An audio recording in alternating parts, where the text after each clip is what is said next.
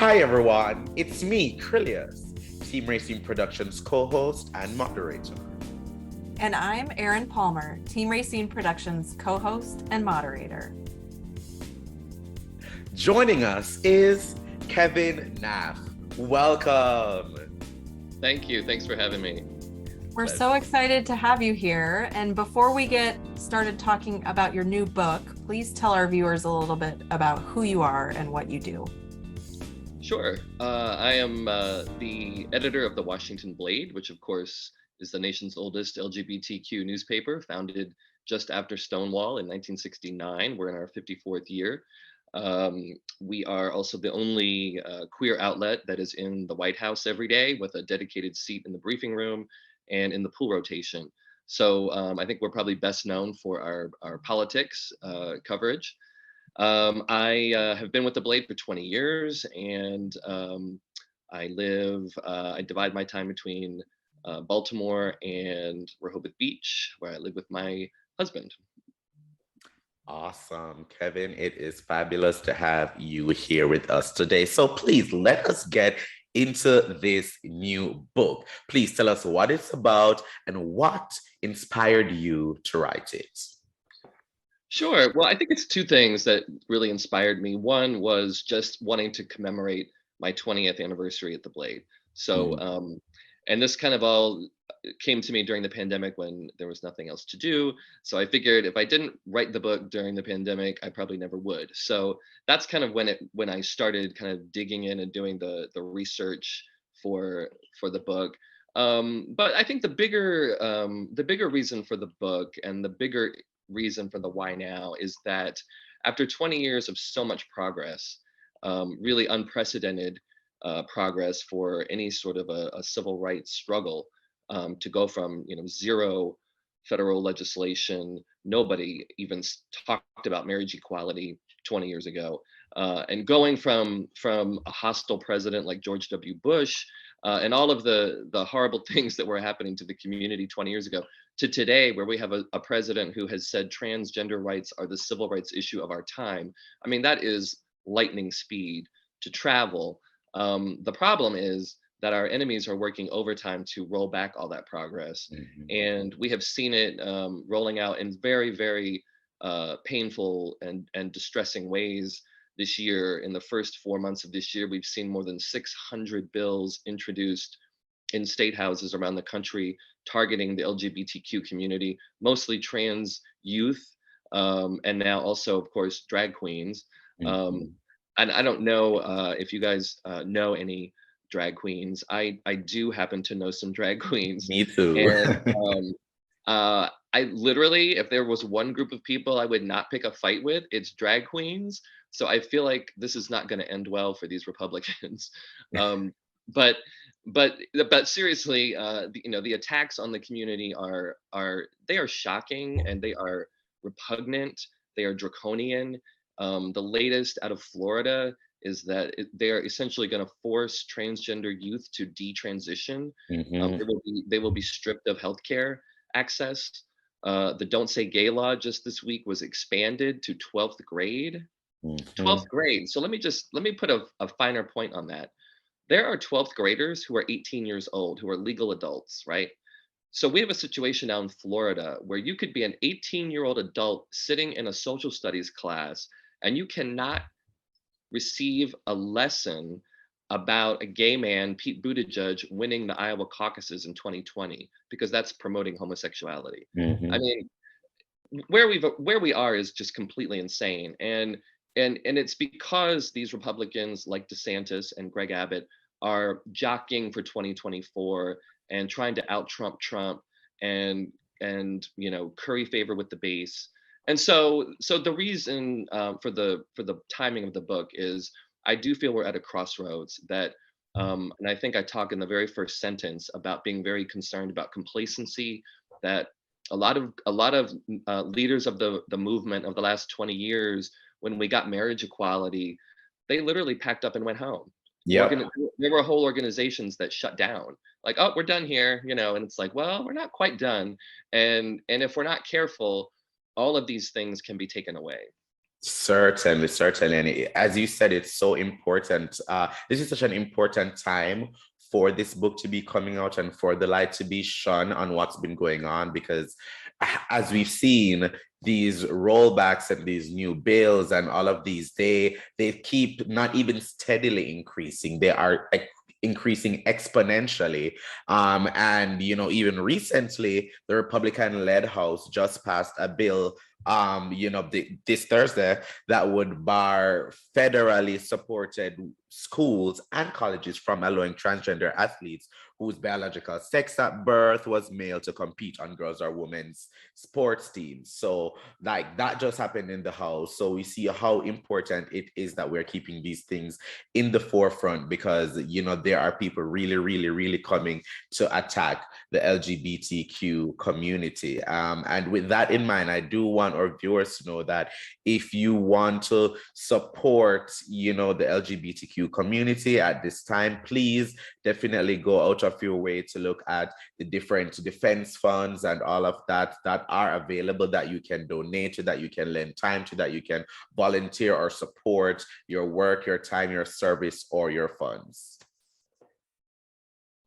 Absolutely. And if I could just add one thing about the kind of the reason or the rationale for the book now, is that my big hope is that this book represents a snapshot, right, of the past 20 years. So it's 20 years of recent political LGBTQ history, and it's how we got so much so fast. And my hope is that it will serve as a blueprint for younger generations, to say, hey, how did they do all that stuff? And this book, in a very kind of concise, breezy, accessible way, shows how my generation fought back, Yeah. what the leaders in the movement of those 20 years, the strategies that they used, what worked, what didn't work, what kind of lawsuits made sense, and so forth. And so my hope is it can be used as a template for younger generations, because I do fear that they are going to have to relitigate and refight some of the same battles that we fought.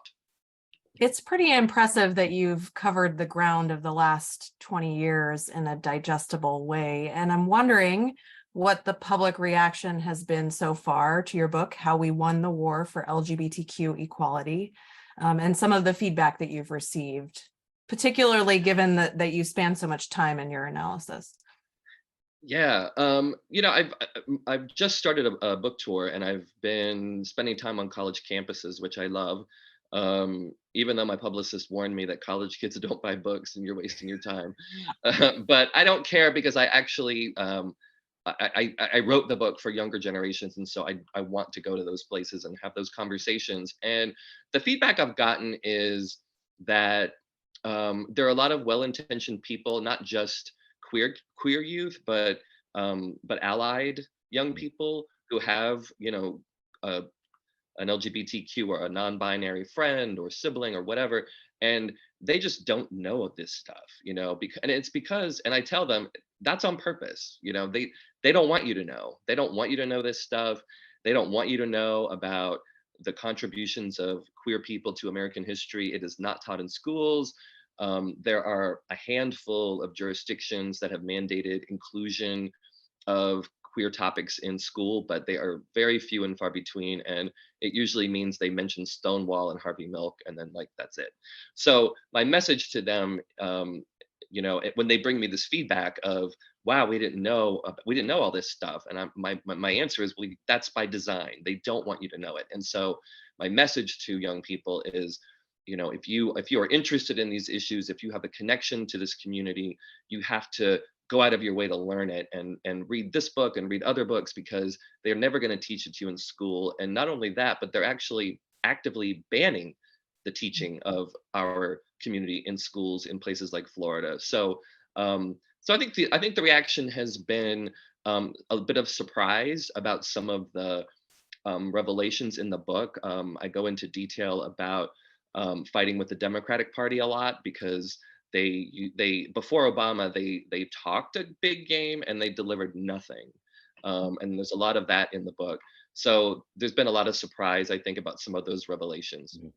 Mhm, mhm. Wow, I'm really, really interested in checking that out. I mean, as you've said, within the past 20 years, we've gone from a president who was, openly hostile to the LGBTQ community to a president who in 2008 said they didn't support, marriage equality, and then eventually marriage equality passing during his tenure, and, him also being the first person to actually acknowledge transgender people in an official presidential capacity for the first time, to seeing, the backlash to all of that, all of the progress and acceptance during the Trump years, to now seeing that backlash kind of growing when we now do have a supportive president in place. Now, so what do you hope, resonates with readers, particularly as we enter a new election cycle and another round of maybe, things may change or not? What do you hope resonates with readers? Yeah, I think the most important message is just that we can't take this progress for granted. It was fought for by a lot of people over a long period of time, and we can't just walk away and say mission accomplished. To quote George W. Bush, we need to stay engaged, stay in the fight. And I also want to emphasize to folks that the pushback that we're seeing and all of these bills and all of the attacks that have come this year, these are not sort of knee-jerk backlash. This is a very well organized, very well funded right-wing effort to bring down our community, to push us back into the closet, and to strip away all of the progress that we have fought for the last decades. It is not happening by chance. It is happening by design. So I want people to be aware of that, particularly young people who are going to have to pick up the mantle and keep the fight going. So I just hope people understand that that this progress can be taken away, and that the fight, a lot of the fighting that I saw during the last 20 years, there were sort of key people that carried the load, and a lot of people who sat on the sidelines waiting for other people to do the work. And my message to the next generation is everybody needs to be in the fight. It's not enough to shrug your shoulders and expect that someone else is going to do the work. And always, of course, number one is to vote. This is such an important piece of work, and we're grateful that you're here talking to us about it. And I think our viewers would also be interested in seeing you. So I'm wondering if you have upcoming appearances or book events where viewers can come and check out your book and hear you speak about it. I do. Thank you. So April 27th is Thursday. I'm in DC. And that is going to be at the corner at Whitman Walker on 14th Street. That's at 6 o'clock. All of these events, by the way, are free. Some of them, they've asked for registration, but you can show up unannounced. Then I go to Chapel Hill, North Carolina. So UNC, Duke students there. And there's a really great bookstore there called Epilogue Books. And I'll be speaking there on the 28th. Howard County, which is where I grew up, has a fantastic community there, a supportive community that runs a rainbow conference for high school students. And I'll be there on May 6th. The Baltimore Banner, which is a terrific new nonprofit news organization in Baltimore, is hosting me for an event on May the 9th. And then Columbia, Maryland's annual Books in Bloom Festival, which is a big deal. They've got thousands of people that come through there. I'm there on the 13th of May. And then I take a little bit of a break, and I'll end up in P-Town in June. And then there's some more events that I haven't added yet, but are going to come up associated with Pride Month, and then into the summer as well. So all of these you can find at kevinnaff.com. And again, all of them are free. Great. Awesome. And for viewers that, want to learn more about you, about what's upcoming, and of course, where they can get your book, how are they able to do that? Sure. You can find the book anywhere books are sold. So Amazon, and Barnes and Noble and anywhere else. Or you can just go to kevinnaff.com, and there's a link there where it'll take you right to the order page. It's really great. Thank you so much for joining us. And viewers, please look below in the description for links. We are so grateful that you were able to join us and talk to us about your important work. Thank you so much for having me. Thank you. Thanks.